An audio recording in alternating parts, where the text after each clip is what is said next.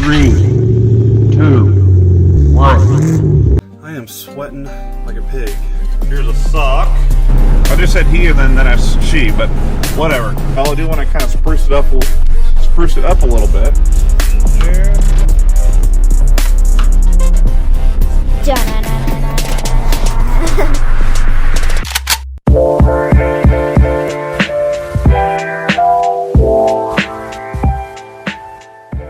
Welcome back to part 2 of flipping my 2012 Ford Focus. And we finally got the motor mount in, so we're going to go ahead and start by getting that replaced so we can hopefully eliminate the vibrations sent out through the car when you first start up. And then we'll do a little bit of body work and get this car listed for sale. The first thing we need to do is get our jack and a couple of pieces of wood and go underneath the engine and just kind of support it a little bit so when we loosen up the engine mount, the engine doesn't fall at all. Alright, so now that we got the jack under the engine, let's go ahead and be careful not to break this. So instead of trying to take that off, I'm going to try just to lift this tank out. There's these little clips on the side. Kind of lift this up. I'll start by, there it goes, it's coming up there. I know I'm blocking the camera. There's that one.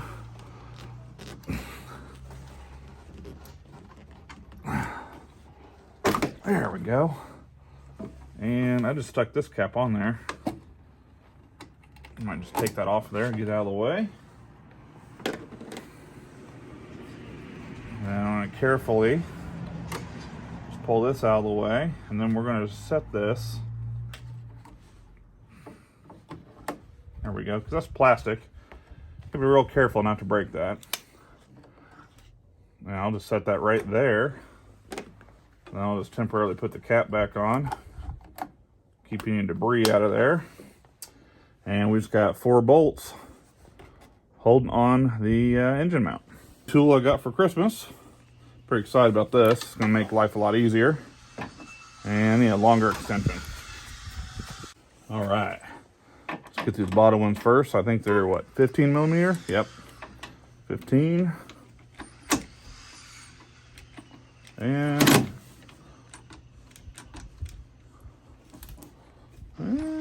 just don't have enough battery. I need to charge it first. Can't tell. I think I probably need to charge that first. Doesn't seem to be working there. Well, let's just break them loose and then we'll use that to get them out. Oh yeah, those are on there tight. There we go.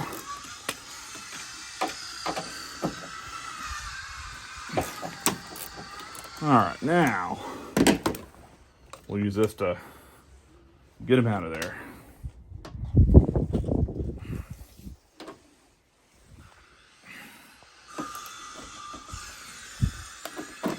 There we go.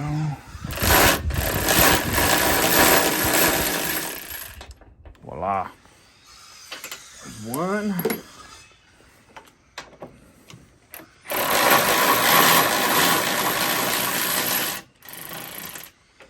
And 2. Touch the sockets here.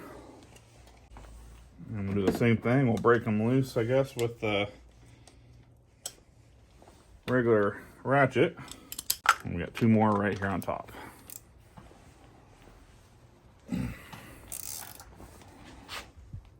There's that one.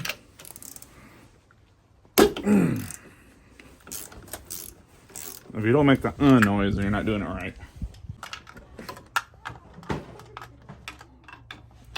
Alright.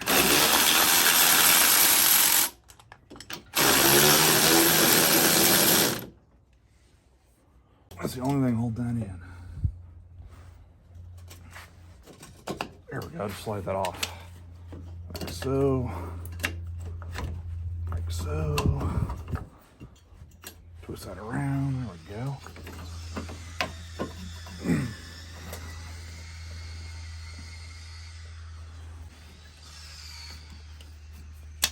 that out of the way. All right, try this. There, much easier, getting the right angle. And what makes these fail is they're hydraulic, and they're real common to go bad on these. I can see the rubber is all cracked, so most likely there's no hydraulic fluid left in there, because it's pretty squishy and moves around. So you can buy just this piece here, which is a little bit cheaper, but I've read that it's a pain in the rear to try to get off and to replace it. So I just bought a whole new bracket, and we go ahead and grab it. All right, and here is our new one. So as you can see, it's blue, and this is actually for a Mazda 3. If you look at Ford Focus, of course, you can find brackets, but I found this, which says it's for a Mazda 3. It's a little bit cheaper for whatever reason, but as you can see, it's exactly the same. There's really no difference, so it should work just fine. So let's go ahead and get this in the car and get it all back together here. And that should just go right in there like so. Like on that. There we go. I'm gonna lift the engine up a little bit more. It kind of sunk down just a little bit.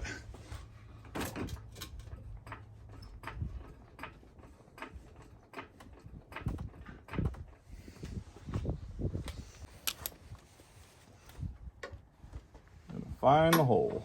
There we go. What are you doing?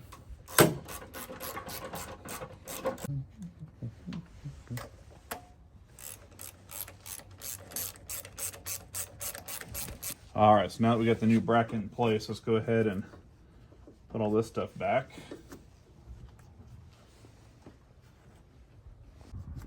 There we go. And now for the tank. Again, you gotta be real careful with this.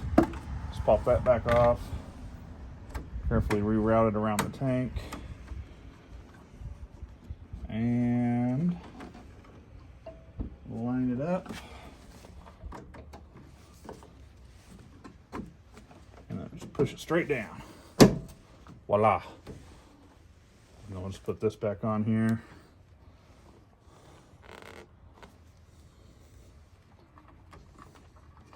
Which I had to replace this. It was missing on this car. And in fact, it must be a common thing that breaks on these, because even on the other Focus, the cap was broken that we had. All right. And okay, so now it's going to start up and see if the vibration is better.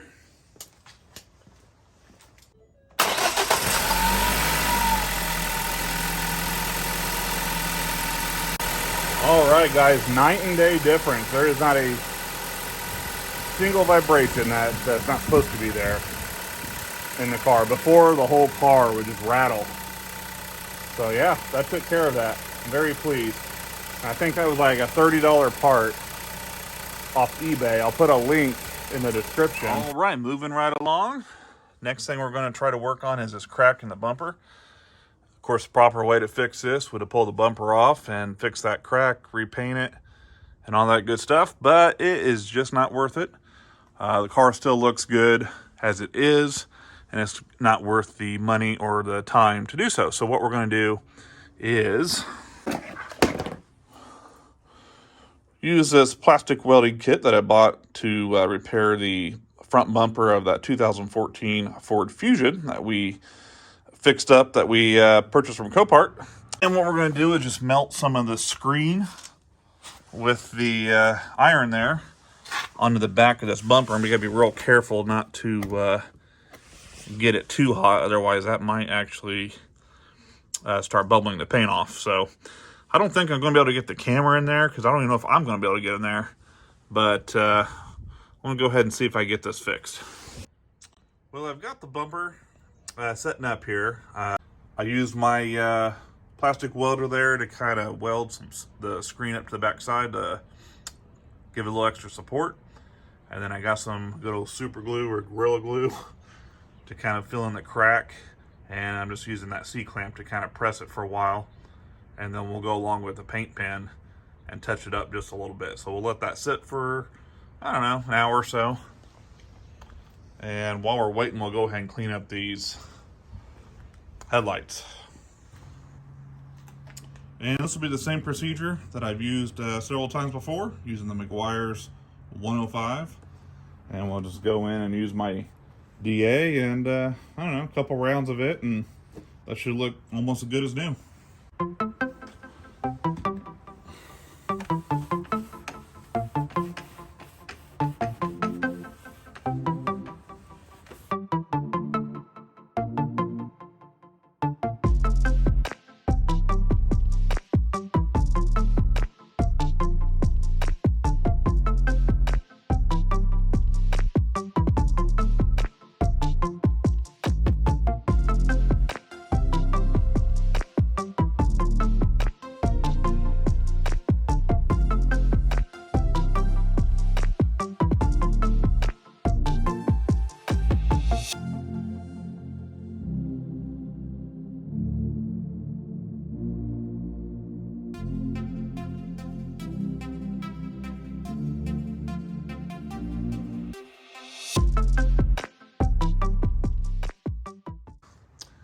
So here's our after and our before. You can see on the top where it's all hazy. And all that came right off to make it look like this. Not bad. Now let's go ahead and do the other one. And there we go. I hit the passenger one with a couple rounds as well, and it is looking pretty good. So really easy to do, guys. A little bit of Meguiars 105, and that'll get all that haziness right off your headlights. All right, let's see if I can, that's cold. Okay, so let's see if I can get the camera in here. Kinda. It looks like, it looks terrible on the camera, but I promise you it's not as bad as it looks. So basically what I did was, get back a little bit, man, the light will get in there, is I plastic welded a metal screen on the back of the bumper. Kind of like spot welding, but it's just with plastic. And I just used a little plastic stick that came with the welding kit to kind of go in and melt it in a few places to hold it on. So, and then the shiny, there you see, is just black spray paint. I went ahead and just kind of threw some paint over it to keep that screen from rusting and whatnot. So yeah, that should do the trick. And I still need to button all this up here and put the splash shield back on, but here's what the outside looks like. Looks a lot better. Everything is lined up. Of course, we still have the crack. It's not going to 100% go away without sanding it down, filling in that little void there, and respraying the bumper. And we're just not going to do that because it's too cold for one, and it's not worth it. So, but at least now everything's kind of lined up, and then we'll use some touch-up paint, which I ordered online, but it probably won't be here in time for this video. But regardless, it's 100 times better, and unless you're looking for it, you're not going to tell that there was ever a repair there. So yeah, this car is almost to the finish line. We'll go ahead and get everything put back together here, and then we're going to run to the car wash, clean it up, and I'll go ahead and take some pictures of it. And all right, so one more thing we need to fix, guys, is this seat belt here. As you can see, it slowly retracts and gets kind of caught up down here. So you would think that the retractor and the seat belts probably wore out, but in most cases, that is not the case. A lot of the times, guys, it's the, I don't know, we don't call it the buckle or whatever, the little slot where the belt slides through. It just gets gummed up of, yeah, it's dark in there, so you can't really see, but it just gets gummed up there with dirt from using the seat belt all these years. And what you can do to fix this without replacing the belt is just get a little piece of sandpaper. So you just take a little piece of sandpaper here. I'm using 600 grit. So just get something fine. You don't want to get too rough a paper where it tears up your plastic buckle up here. Let me get the light, and it's gonna be hard to do while I'm holding the camera. But all you gotta do is then, put this up with the belt, and then so once you get in there, just kind of feed it through, and then you can see that. Well, maybe you can see. I don't know. Well, it's in there. Trust me. And then just kind of work it back and forth, like so. There you go. So you just work it back and forth, and then that gets all the gunk off of that plastic buckle.